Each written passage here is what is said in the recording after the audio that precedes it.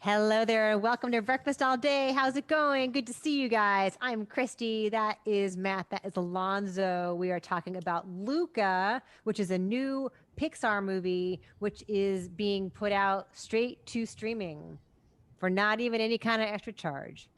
Yeah. Make it that what you will. Well, it's also, if you live in Los Angeles, you can see it on the big screen at the El Capitan. But I think that might be the only place that it's actually screening somewhere. So yeah, this is it's an animated feature set in Italy in the mid 50s, from director Enrico Casarosa, who's a Pixar veteran. It's about two best friends who also happen to be sea monsters. Luca, voiced by Jacob Tremblay, and Alberto Jack Dylan Glazer from Shazam and It. They, sea monsters live in this world and people are afraid of them. But if they leave the water, they can walk upright and assume human form on land. Alberto's been doing this for a while. Luca is very sheltered by his parents, who tell him that the surface world is nothing but danger, and that, it'll be bad news if he ever goes up there, and he never should. But Luca is sort of entranced by objects that he finds, and by, following Alberto out of the surf, and, soon comes to really dig it and defies his parents, and sort of wants to live in the world. The two of them go to the nearby village where the humans live, and become friends with a girl named Julia. And they decide that if they can win this local kids triathlon, bicycling, swimming, eating pasta, they can make enough money to buy the Vespa that they really want to get, to go off and see the world and run away. But as Luca gets to know Julia, he becomes kind of entranced with the idea of learning and reading books and maybe sticking around, and Alberto is not crazy about that. All the while, of course, having to hide their true identity from the locals, who apparently really love to hunt sea monsters. This is a gorgeous film. I love just purely from a visual standpoint, I love the character design. I love the way that they capture the ocean and this Italian village. It's I think for kids, a beautiful story about friendship and summer, and, kind of being true to yourself. And I think if you're not a kid, there is an inescapable LGBT metaphor here that I found devastating. It's really beautiful. It's about parents being afraid of children going out in the world and not being understood for who they are. And it's about those children having to find the people who will love them for who they are once they know the truth. Pixar knows how to make you cry at a movie, and God damn it, did I cry at this movie. I did, yes. Can you say when you cried without ruining anything? There is a moment of betrayal that occurs that is shocking. It didn't necessarily make me cry, but it definitely made me gasp. But I think the last 10 or 15 minutes of this movie has just one emotional sucker punch after another, in terms of, Luca and Alberto figuring out what they're going to do with themselves, and how other people are treating them, and how Luca's parents deal with the situation. I just found it all incredibly moving, and I think that critics who are not loving this movie are missing the point that I suspect I'm about to hear from at least one of them. Matt, go ahead. Yeah, I really like this movie.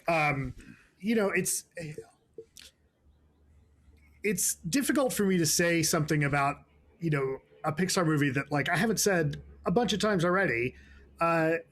They continue to successfully pull the heartstrings.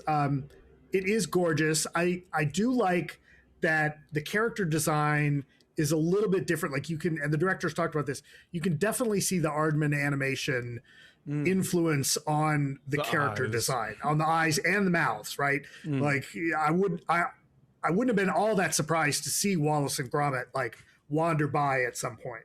I thought this was really funny. It is stunning. This is one of the most beautiful depictions of Italy I think you can see on screen in the last few years. Very much like kind of just sun dappled, gorgeous. The textures are great. The characterization is really fun. Julia's dad, with his one arm, and the way that comes up, the cat who has the same mustache as the dad. Yeah. I liked Maya Rudolph in this. I thought she was fun without being like that. It's a tough line to walk with the mother character about being worried about him versus smothering. Right. And then like the whole soccer scene by the fountain with her was really fun. I thought that this was a fun movie. I really like halfway through it, or not even halfway, I was like, oh, are they going there with this story? Huh. Which, to be clear, the director has said that's not what he was doing. But Yeah. When you say going there, can you say what you mean by going there without spoiling? that the LGBTQ I see. storyline, he says that wasn't his not intention. Right, because they're friends. Like, to be clear, there's no like romantic connection between them. Yeah. But I totally see, Alonso, what you're saying as far as like it being a metaphor for, The ocean is the closet. not being closeted. Is the filmmaker gay? Was that part of him wanting to tell this kind of story? I don't know. I don't think so. I don't know. Okay. I don't know. Okay. I agree that it's totally beautiful, and I wish I had seen it on a screen. The textures and the colors and the various shades of blue and green in the ocean, and it's quite lovely. And the little Italian Riviera town is just picturesque and charming, and tactile in terms of the fountain and the cobblestones and all the eccentric characters who sit around in the cafe and watch everything that's happening. It's very gentle and very simple, and maybe just on the heels of Soul, which I thought to be profound in the same vein as Inside Out.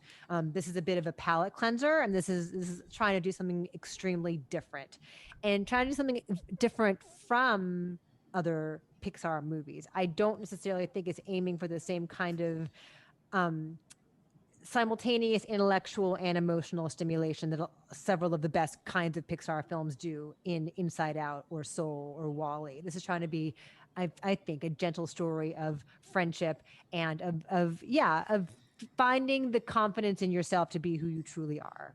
And that seems just simple, gentle and simple, and kind of, Alonso, if I may, the kind of theme that ordinarily you don't like in kids movies, because you're saying, oh, just be yourself, and yes, but like anything else, it's like you can do it shittily or you can do it really well. You can be Peter Rabbit 2 or you can be Paddington. Like things that are on paper as an idea, they can transcend their sort of tiredness as a trope if you're really putting a new spin on it. And I felt like this movie was really doing that. I really felt like the relationship between Luca and Alberto, while platonic, is still very complex and goes into a lot of difficult places. And like I said, there was the moment that made me gasp felt very recognizable, particularly in exploring the sort of queer subtext of what the story is saying about passing as something else in the world until you become comfortable enough to let everybody know who you really are. Yeah. No, and I'm so glad that it resonated for you like that. It did not for me, and I truly don't think I even recognized. I didn't get it. To use your phrasing back on myself, I didn't get it. So if we're gonna be reductive, no, I didn't get it until just now, because that's not my experience. And so I didn't recognize that metaphor in it until just now. I viewed it as like it's a more universally understandable sensation of like when you're a preteen, when you're becoming a teenager and figuring out who you are. Yes. I viewed it as more of that kind of phenomenon that they are, letting audiences experience here. And it can be viewed and enjoyed on that level. So like this movie does not wave a single rainbow flag. Don't let me put you off of that or make you think that this movie is like, banging a drum. I just think it's there. And I that's what I got out of it. And I'm glad. One of the things I kind of liked about this is somewhat, in a weird way, Pixar covering ground they don't normally cover, in that the primary characters are preteen, right? And in a lot of their other movies, the characters are represented as, if not like late teens, then flat out adults, right? Like the toys in Toy Story. Right, the toys of Toy Story, WALL-E, Cars. They're adult stories. They're stories about kind of adult characters.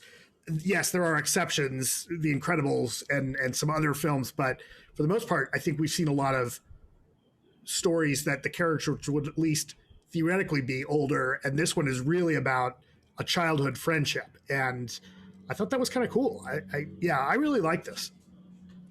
All right, so what are our numbers? I said 9. I really loved it. I'm glad you loved it. Yeah, I'm right there with you, 8.5. Okay, I didn't cry. I didn't come close to crying. I admired it on a visual level. I like the energy between Jacob Tremblay and Jack Dylan Grazer. It's fun. It's light. It's light. It's a good light summertime movie. I'm saying 6.5.